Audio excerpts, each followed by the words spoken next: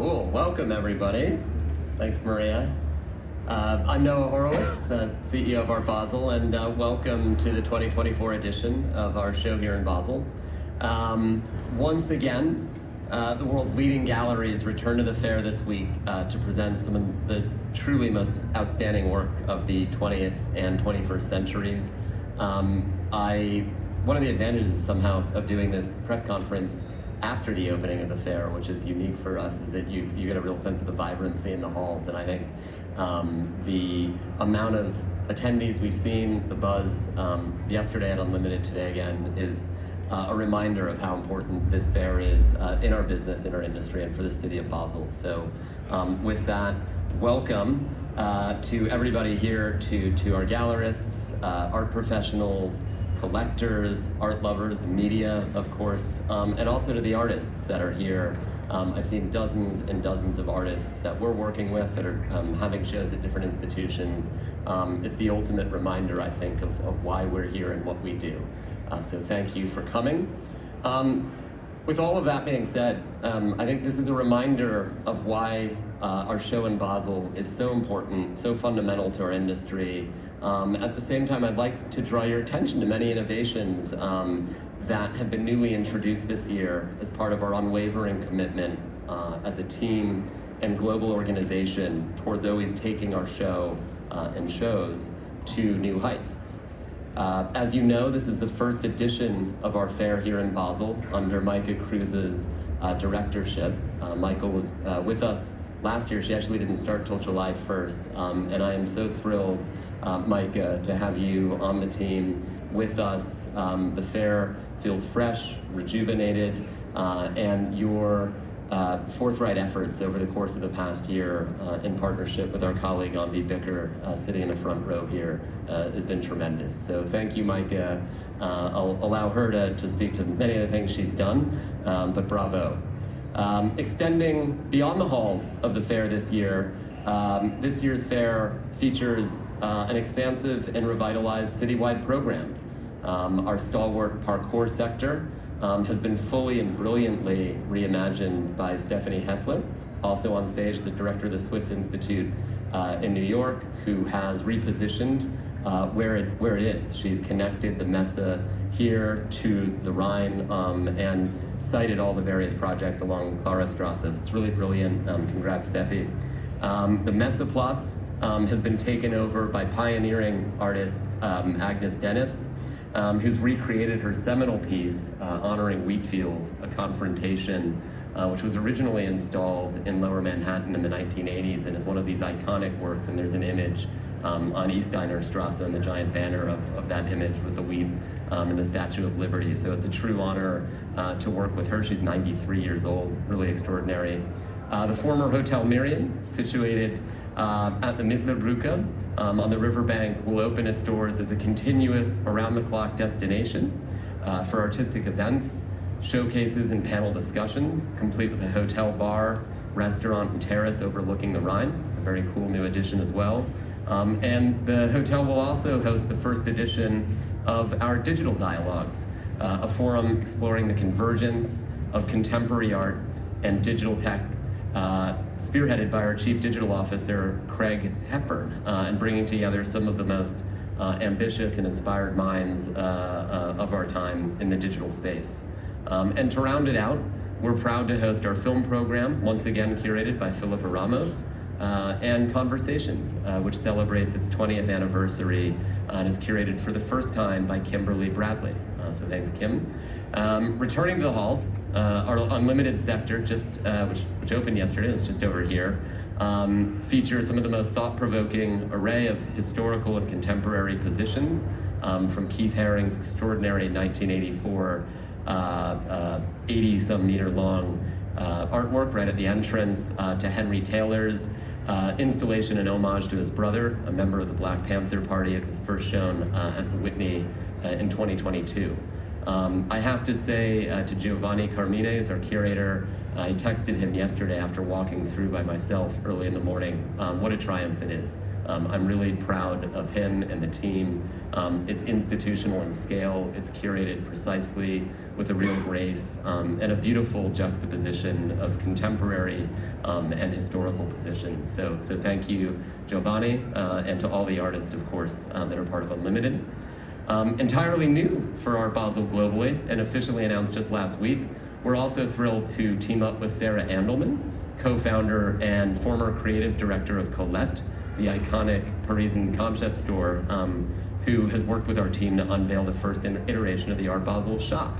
The shop, which is located just outside of this auditorium, features a bespoke selection of exclusive, rare, and special edition, limited edition collectibles across art, design, fashion, and publishing, including artist products from galleries. Many galleries have consigned books and multiples, along with a capsule collection, which we've kicked off this year with Christine Sun Kim, which is super cool. And Christine is also here this week, and we're really proud of that. This project, for us, marks our first foray into own product design and retail, and it's aligned with our mission, which I think is important, to deepen our engagement with culture in its broadest sense, and continuously seek out new opportunities to bring work to the world with artists and our various partners. So you can expect more to come from that. I would like to thank our colleagues Haley Romer, our Chief Growth Officer, Jonathan Isenring, Director of Innovation, and our colleague Clara Weigel, who helped bring that into the world and has managed its first iteration here at Basel.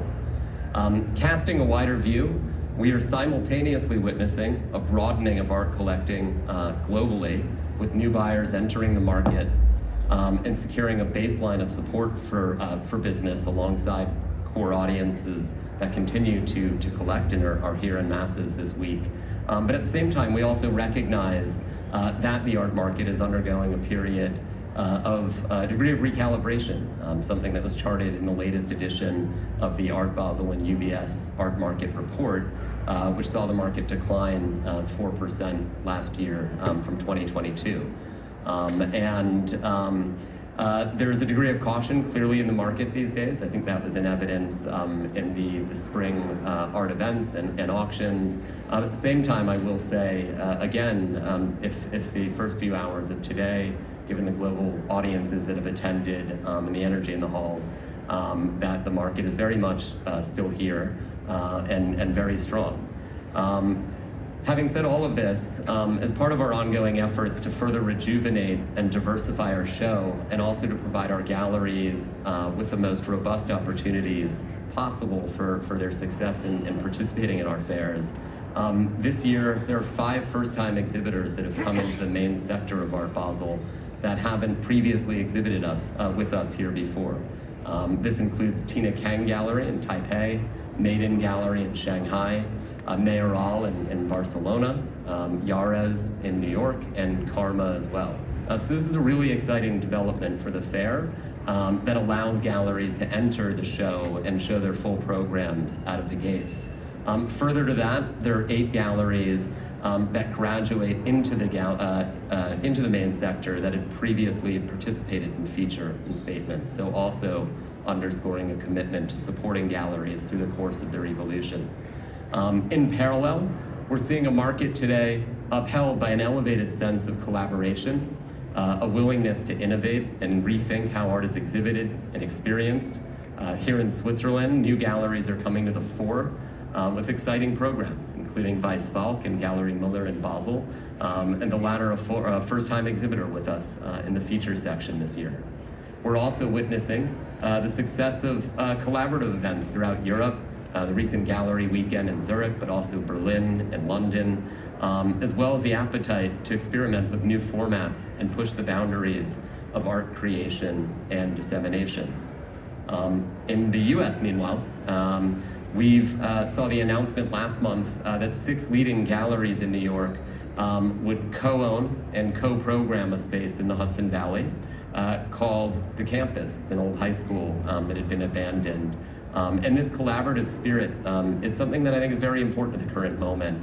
And it's a great source of pride for me and my colleagues in our organization that all 6 of the gallerists that are part of this exciting initiative, Bortolami, James Cohan, Calvin Repetto, Anton Kern, Andrew Krebs, and Cory Monzuto are all exhibiting here with us this week, so please check them out and congratulate them. In this moment, therefore, there are some genuinely encouraging green shoots and inspiring creative approaches that point to the market's fundamental and ongoing resilience. And within this framework, I truly believe that Art Basel is uniquely positioned to spearhead new formats that truly transform and power the world of art. And my commitment as CEO is to ensure that not only that our 4 shows here in Basel and around the world remain best-in-class platforms to exhibit, discover, and collect art, but that we continue to elevate and innovate our offering worldwide year-round, creating new opportunities for our galleries and empowering artists and connecting and inspiring ever broader audiences. So before I hand over to Micah, I'd like to take a moment to thank several colleagues and partners without whom this show and everything that takes place this week simply wouldn't be possible. First, I'd like to thank our global lead partner, UBS. This year marks our 30th anniversary of our partnership globally, which is undoubtedly one of the longest running and impactful collaborations of its kind in our industry. Over the last 3 decades, our partnership with UBS has grown resoundingly into a dynamic collaboration that unites the global art ecosystem. And together we've helped shape art world conversations and bring the latest art market insights and analysis to collectors, galleries, and art professionals worldwide. In celebration of our 30th anniversary, we're thrilled to co-present with UBS the special public commission at the Hotel Merion with Petric Halilai on the facade of the hotel. Halilai's work is visible during the day and illuminated at night, forming a dancing constellation that transforms the darkened symbols of historical decline into a radiant and poetic call for collective hope toward the future. So thank you as well, Petric, who's the artist that's on the rooftop of the Met this summer as well in New York for those visiting New York. I'm also excited here today to announce a 3-year partnership globally with the Hong Kong Tourism Board, which will officially launch at the next edition of Art Basel in Paris this October and continue on into Miami Beach as well and globally following that the years to come. This partnership expands on our longstanding collaboration with Hong Kong Tourism Board at Art Basel Hong Kong and aims to shine a global spotlight on the city's vibrant community of artists, galleries, and institutions that's dedicated with pop-ups at Art Basel each year. So thank you, our friends in Hong Kong. In closing, I'd like to thank, again, Micah, director of our show, Andy Bicker, and our colleague Vincenzo De Bellis, who's the director of our fairs and exhibition platform globally, for their extraordinary commitment and dedication at the service of artists and gallerists and this unbelievable city. I'd also like to thank, lastly then, our team globally around the world that works tirelessly to achieve our success and to lean into everything we do. Our colleagues are amazing, and they are the bleeding heart of what Art Basel is. So with that, thank you all for coming. Have a wonderful week, and I'll hand over to Micah.